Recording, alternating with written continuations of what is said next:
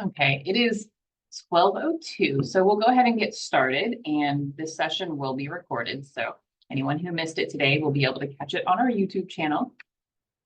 My name is Jess. I'm your wellness representative here in HR. WellCats, I'm sure you're all familiar, but just in case, is your employee wellness program here at Texas State.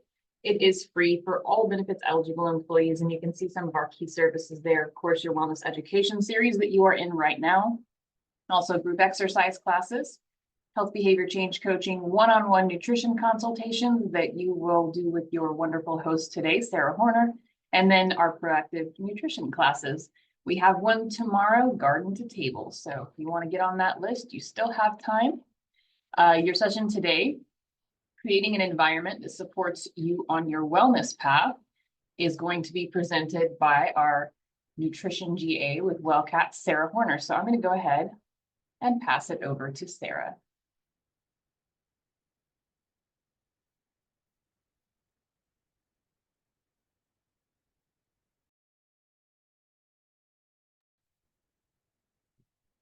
Okay, hello everybody. Can you guys see my slides?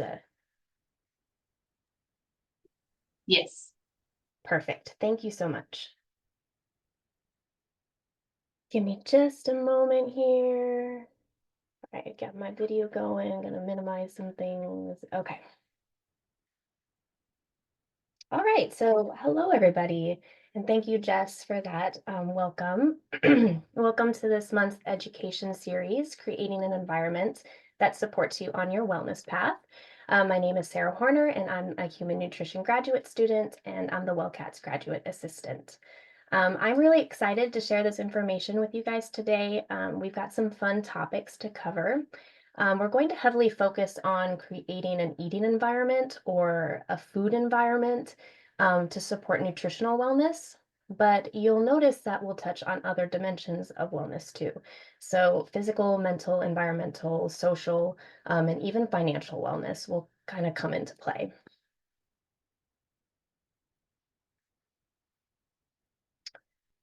All right, so for today, we'll have four main topics. We'll talk about eating for the season, eating the rainbow, eating mindfully, and then lastly, gardening for wellness.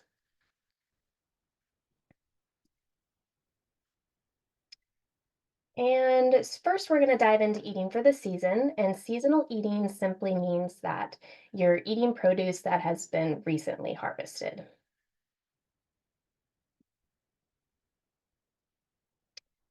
So why do we want to include seasonal produce in our diet? So what are the benefits?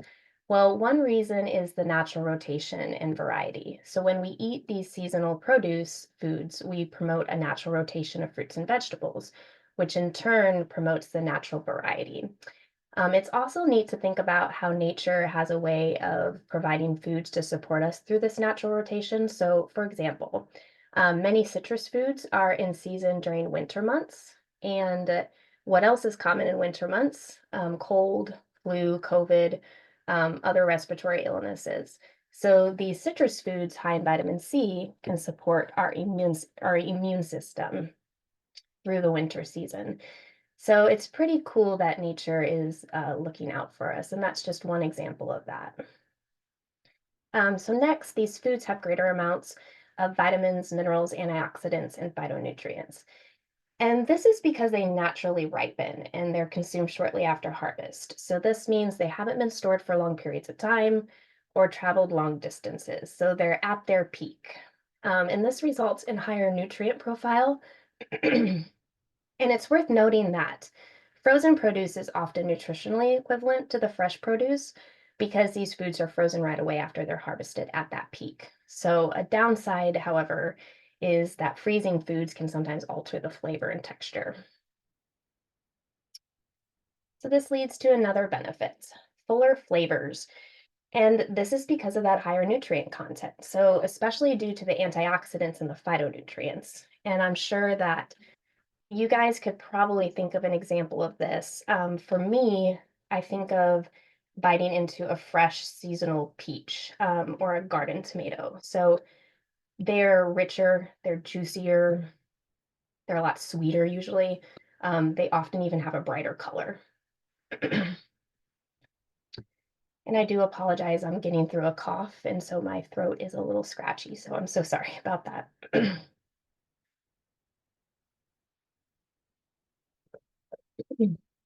So another benefit with these foods is that they're usually cheaper, and this is simply due to supply and demand. So when foods are in season, there's going to be more available, meaning the price is lower. And this isn't always true, but in general, this will be the case. When foods are not in season, there are added storage and transport fees, and so that's what can raise those prices. Eating seasonally can also help you connect with local farmers and how your food is grown. And this can create a sense of community. It can also help you become a more mindful eater, and we'll talk about that a little later. And then lastly, seasonal produce can spark creativity and joy. I don't know about you guys, but when I go to a farmer's market in particular, you see all that fresh produce laying out, and it can really get you excited about things. You might be inspired to just try something new altogether, or maybe you want to swap a usual ingredient for a new seasonal food. So it can be a lot of fun, really contribute to the joy component of food.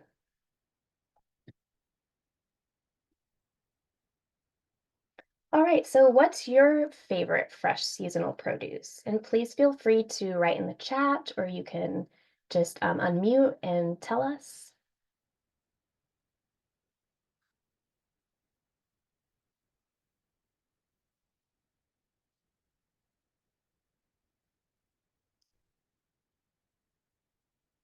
I thought I saw somebody come off mute, but I didn't hear anything. Oh, got some on the chat. Let me look. Berries, plum cot. Those are great. Watermelon. Yes, yes, yes, yes. So for me, I feel really spoiled that I grew up on a farm. So I was lucky to like have a lot of fresh produce growing up, and even my family today still has a really big farm, of a garden tomato. Sorry, a vegetable garden. So I really love the tomatoes, the yellow beans, garden potatoes, strawberries, and sweet corn. So those are some of my favorites, particularly. I love that you said plum cod, Leah, because that's not like a super traditional food. I love that. Okay, here we go. Oh, hold on. There we go. So I did want to provide a short list of some of the seasonal foods for August in Central Texas. So this is not a complete list, but some of the more common ones are peaches, summer squash, figs, tomato, eggplant, corn, okra, turnips, arugula, green beans, peppers, cucumbers, greens, and cabbage and carrots. So I provided a link that brings you to a site where you can enter your location, and it provides a full list of the seasonal foods for the area. So if you're interested, you can check this out. I'll be uploading these slides to Teams for y'all.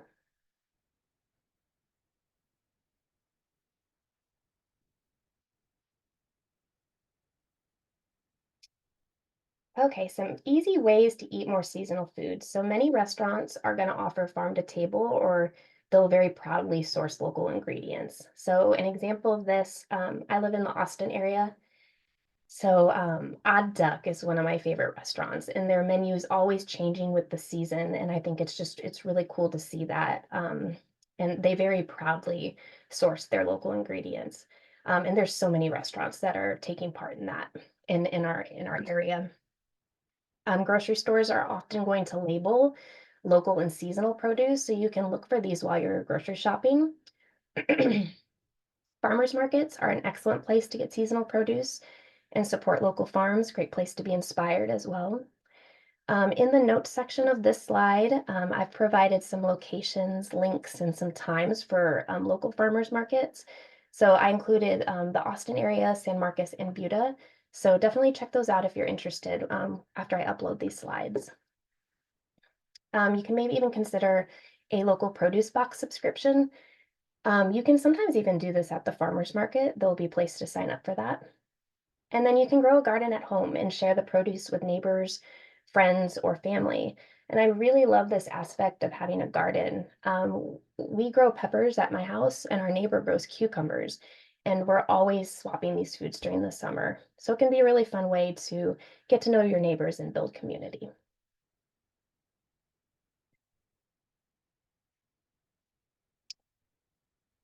Okay, so now we're going to talk about eating the rainbow.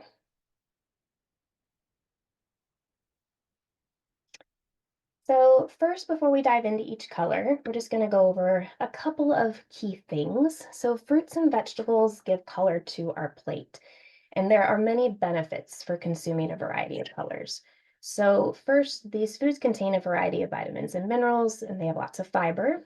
They're also rich in phytonutrients. And plant pigments are types of phytonutrients. These compounds contribute not only to the color of the food, but to the taste, the smell.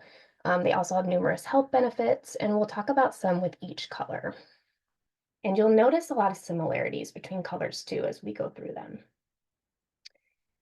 And I do want to quickly define phytonutrients. So phytonutrients are simply beneficial compounds found in plants, and there's thousands of different kinds.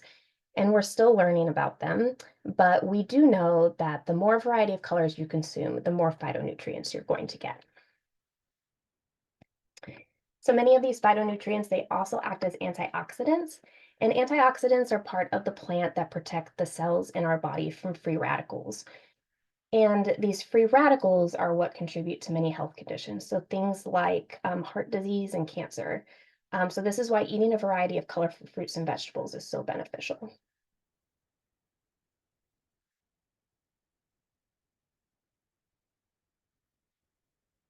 All right, so let's talk about red first. The main pigment class is carotenoid, and more specifically, the subclass is lycopene. The pigment class acts as an anti-inflammatory and antioxidant. It may lower the risk of some cancers, and specifically with lycopene, research has found that it can reduce the risk of pancreatic cancer. This pigment is also beneficial for heart health and cognitive function. And for each color, I'm going to provide some examples because I find it very helpful to sometimes see a list of foods. I'm hoping that this will inspire you or maybe even remind you of some foods that maybe you haven't had in a while and that you want to include again. So for red, there's tomatoes, watermelon, grapefruit, red peppers, red onions, cherries, strawberries, raspberries, and beets. And side note here, with those rich red beets, they have another important pigment class called betalains.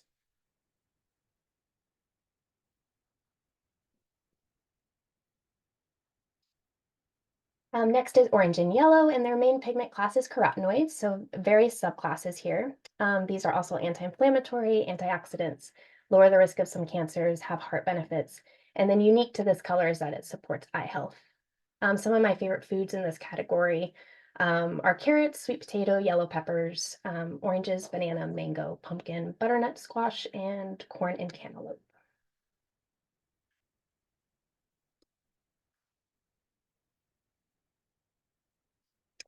And next we have green, and this main pigment is chlorophyll.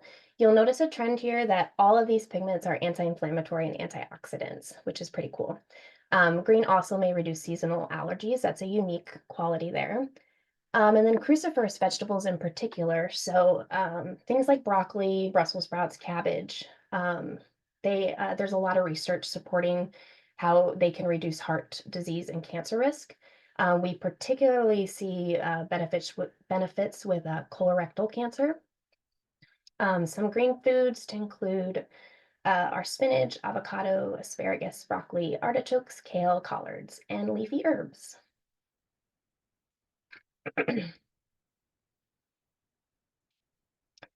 And now we have blue and purple, and this is probably my favorite color. I think that this is such a beautiful group of foods. Their main pigment is flavonoids, and more specifically the subclass anthocyanins. So like other pigments, we have the antioxidant, anti-inflammatory properties, can lower the risk of some cancers and may benefit heart health. More uniquely for this color, we see that it might reduce the risk of type 2 diabetes, so it's helping support healthy blood sugar levels. And then we also see that this pigment supports brain health. And then some foods. We've got blueberries, blackberries, purple grapes, eggplant, plums, figs, and purple cabbage.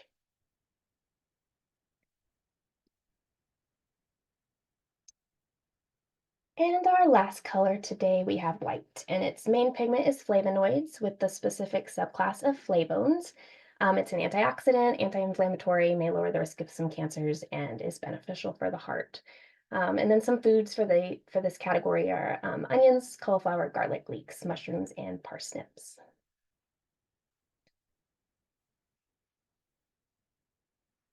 Okay, so challenge you to try something new this month. So what is one food that maybe pops out to you that maybe you just haven't had in a while, or maybe you're like, oh, I haven't had that before, let me try it. Is there anything that you see, or maybe there's a color that you don't really consume a lot of? And please feel free to share. You can come off mic or put in the chat. See here. Guava. Yes, oh, and I love guava. I specifically love guava in baked goods too.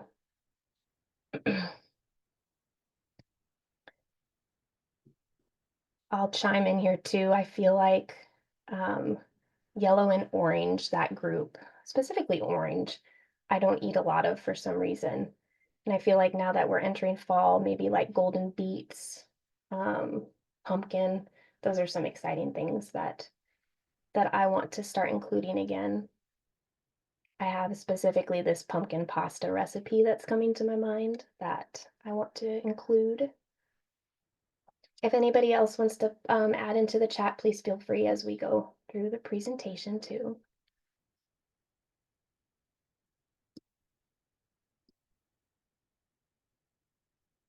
All right.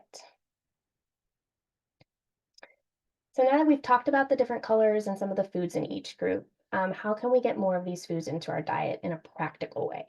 So first, like we talked about earlier, letting the seasons guide you is a great place to start. That will create that natural variety in color. Next, you can prioritize including fresh and frozen foods throughout the year. So seasonal foods are excellent. And we talked about all the benefits, but the important thing is to include fruits and vegetables in whatever way that you can. Another good way is to add sauces or have smoothies or add colorful salads to meals. And then additionally, leaving the peels on, there's so many nutrients, and a lot of those plant pigments are really concentrated in those fruit and vegetable peels. And it's also important to know your nutrition goals. So we're all in different points of our wellness journey. So maybe you're someone who isn't really even eating a lot of fruits and vegetables on a daily basis, or maybe you're somebody who has a veggie every day with every meal. So wherever you are, you can make some small changes to help you work towards your goals. So I've included some examples of some good goals. A beginner goal would be to add a veggie or a fruit to one meal each day. That's a great starting point for somebody who just, for whatever reason, isn't really eating a lot of them. Maybe it's taste preferences, or maybe it just isn't really on your mind. That's a great starter goal. Another good beginner goal is to add one new color to your week.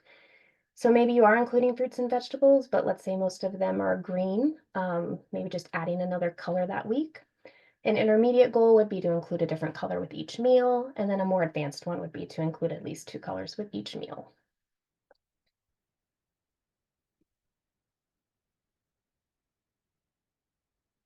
And to inspire you, I've put together a few rainbow meal ideas. So each of these meals are going to have 3 colors in them.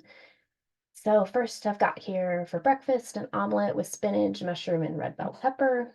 Another good breakfast would be Greek yogurt with kiwi, blackberries, and raspberries.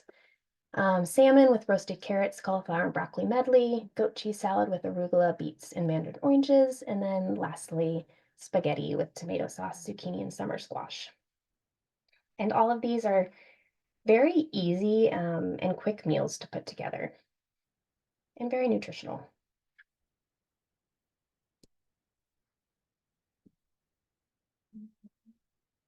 All right, so now we're going to switch gears a little bit and we're going to talk about how components of mindful eating can help you build a healthy food and eating environment as a whole. And I find this topic to be really fascinating, and there's a growing amount of research really supporting different components of mindful eating.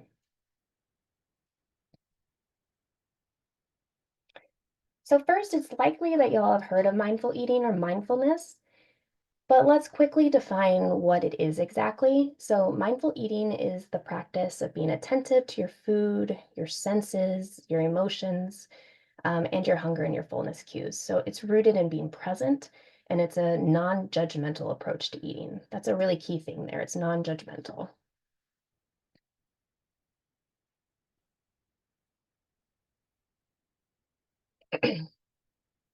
So how can we practice mindful eating? So these first three points, eat slowly, tap into your body, and sitting down at a table to eat, they all kind of go together. So first, we'll talk about eating slowly. This allows you to chew your food properly, tune into all your senses, allows for better digestion, and it promotes being present in the moment. It also allows you to tap into your body. So when you tune into your body, it allows you to better understand your emotions, your hunger, and your fullness cues. So why are you eating? Are you sad, mad, happy? Are you super stressed that day? Are you eating because you're physically hungry? So are you noticing those hunger cues like your stomach's growling, or maybe you've got really low energy, or you have a headache, or even nausea can be a sign of hunger. And so next, sitting down at the table to eat will support eating slowly. And then it'll also support tapping into your body and those hunger cues.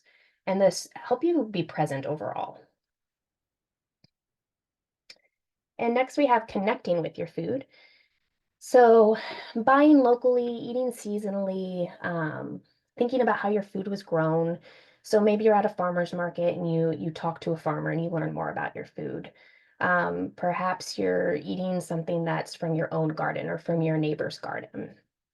Maybe you're eating a recipe that's been passed down through your family, or you're eating a recipe that you created on your own. So reflecting on all of these things is a great way to practice mindful eating.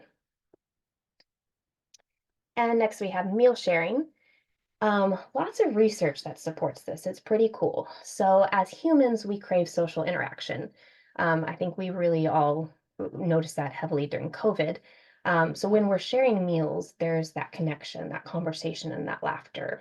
So research has found that the act of meal sharing actually triggers the endorphin system. So this helps you to improve your mood. It increases like pleasure. It can help boost self-esteem. It also helps support your immune system and other various aspects of health. And like I said, there's a lot of research that really explores the different benefits of social eating. So I'll just give you a few examples. So we see that those who eat socially are more likely to feel better about themselves and have a very strong social network of support. They also report being happier and more satisfied with life overall. Studies are also finding that eating with somebody in the evening when laughter occurs in particular enhances feelings of closeness. I thought that was really interesting. And research shows that eating with a family in the evening promotes bonding and connection within the family. And the act of cooking together, that's another way to share food mindfully, and it can support social and emotional well-being. So this practice of meal sharing as a whole, it's full of benefits to support overall well-being, as well as a great way to just practice mindful eating. Another way is to practice, another way to practice mindful eating is to create a mindful and a joyful kitchen. So this really tunes into the physical food environment. And so creating a kitchen and a dining area that brings you joy. And this can look so many different ways.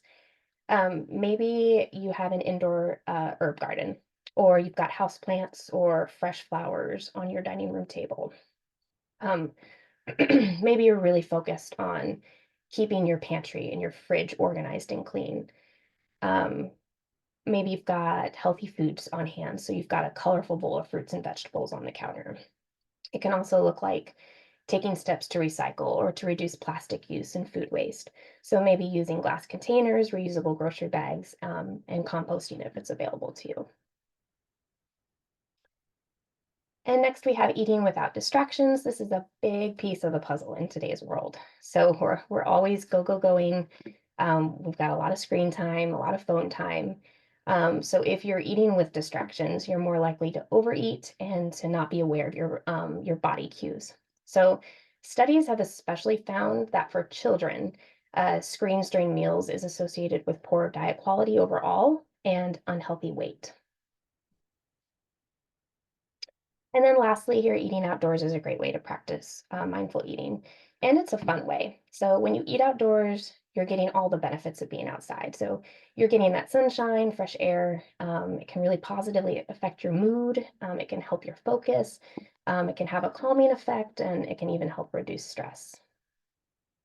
So I think it's just really neat to see how all of these things of just like practicing the concept of mindful eating, it can really positively influence not only your nutritional wellness, but other dimensions of wellness too. So what is a mindful eating practice that you feel you could incorporate this month?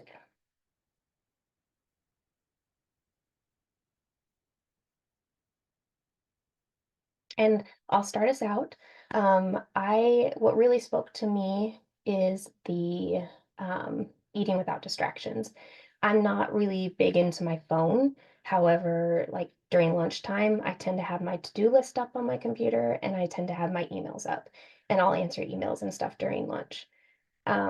For evening time, I tend to always have the TV on in the background. So like I feel like that's one area, if I could just pick one, that's a area I can make a lot of progress in. We've got a chat. I'm looking at my desk, so eating without distractions would be nice. Yep. Yep, same. I feel like that might be a big one for everybody. Yeah. Step away from your desk to eat. I remember even what really pops out in my head is during my dietetic internship, my clinical rotation, I was working with a bunch of dietitians, and none of them took a break to eat. And this is something, through our education, we learn a lot about the importance of taking a break to eat. And even people who have been taught this, we're so busy with our day that we forget to, or we just choose not to. Yeah, generally eat at your desk. Yep. Well, maybe we can all focus on that this month. That'd be great for all of us.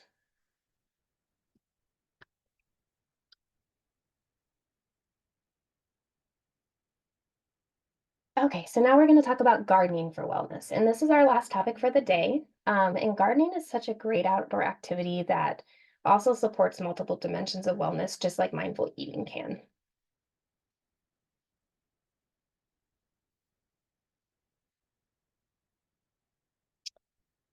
Okay, so why is gardening so special? There are many ways that gardening can support health. There's so much research out there supporting gardening. So first, it's great exercise. It's actually categorized as moderate intense exercise by the CDC, and it can burn 330 calories per hour. So to put that into perspective, that's similar to weightlifting, to dancing, and to hiking. It's also a great way to get sunshine. So this helps boost your vitamin D production in the body. Gardening also supports mental health. It can promote better sleep. And these last three bullet points here are all really connected. This is due to the serotonin melatonin pathways. So sunlight triggers the release of serotonin. And real quick, serotonin, it's a happy hormone. It's involved in melatonin production cycle to help regulate sleep. It also helps in reducing stress and improving mood, and it supports mental health as a whole. So what's really cool is that sunlight triggers serotonin release, but there's also a bacteria in the soil that triggers the release of serotonin when it's absorbed into the skin. So if you're gardening and you're getting your hands in the dirt, you're getting all that sunshine, you can trigger that release of serotonin. And this is likely why studies find so many benefits to mental health, and they see a lot of decrease in anxiety and depression symptoms. So pretty cool stuff with gardening. Studies have also found that gardening encourages a healthier diet. So especially if you've got a fruit and vegetable garden, we see in the literature that this increases the consumption of these foods. So you've got all those health benefits that come along with eating more fruits and vegetables, likely eating more seasonally, more variety and color. Gardening also promotes mindfulness and can awaken the senses. So gardening can be a time for you to detach, de-stress. You can be alone. You can do it socially with somebody. It can be just a time to reflect. It can also be an act of meditation where you can really tune into each of your senses and be present. Studies have found that gardening has a lot of positive impact on fostering relationships, and it can promote a sense of community. There's an abundance of research around this aspect with different health conditions in particular. And lastly, gardening helps the environment. So plants of all kinds help improve air quality and can help reduce the negative impact of pollution.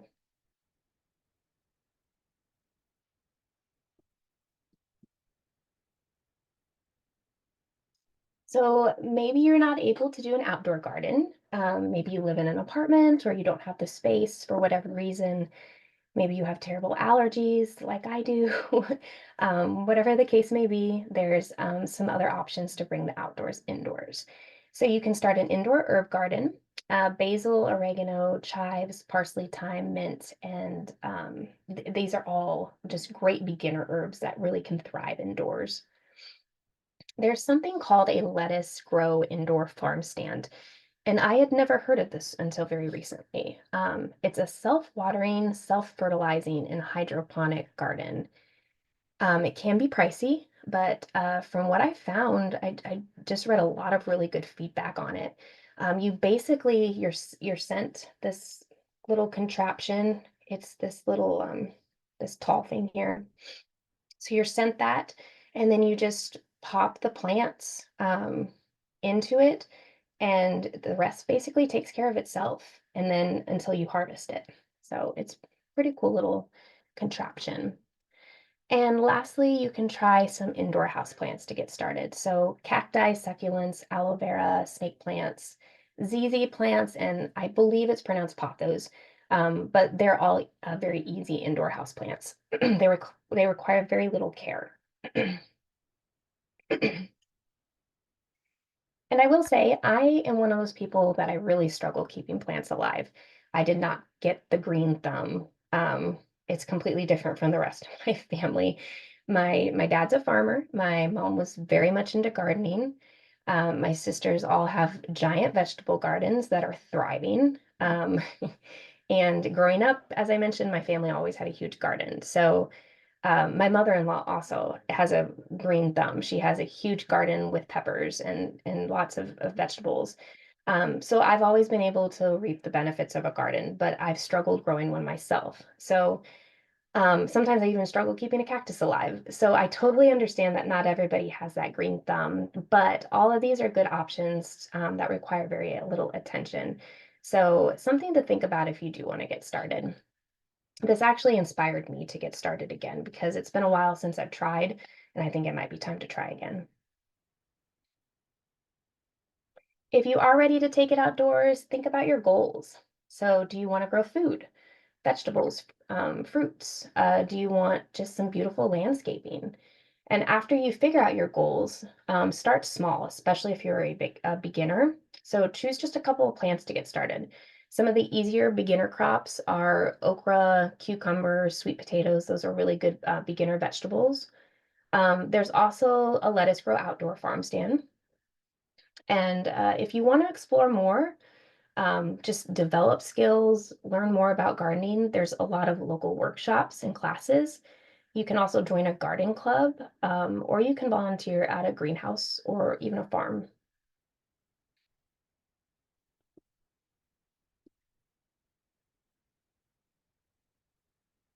Okay, so key takeaways for today. I know we covered a lot of information. We dove into some diverse topics, but there's just so many different ways that you can create an environment, specifically a food and an eating environment to support your overall well-being and your health. Some key things to take away from today to get you started. When you're able, embrace that seasonal produce. This can support you nutritionally, can help the environment, can support your community. Add color to your plate. It's fun and it also highly contributes to your physical and your nutritional wellness. And practice areas of mindful eating and connect during mealtime. This can help support physical, mental, social, and nutritional wellness. And then lastly, if you're feeling up to it, try gardening, or maybe you already have a garden. Share with the neighbors and friends to support your community. and spread those nutritional benefits of your produce. And thank you guys so much for joining us today. Do y'all have any questions or any comments?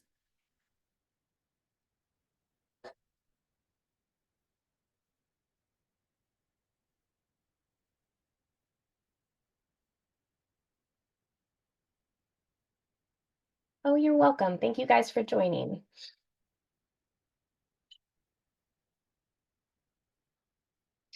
All right, I'll stay on for a little bit if anybody does have any questions.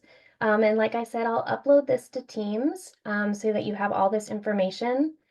And if any of y'all are interested in like research papers or things like that, I did include all of the research at the end of this as well. So feel free to dive in if you feel inspired.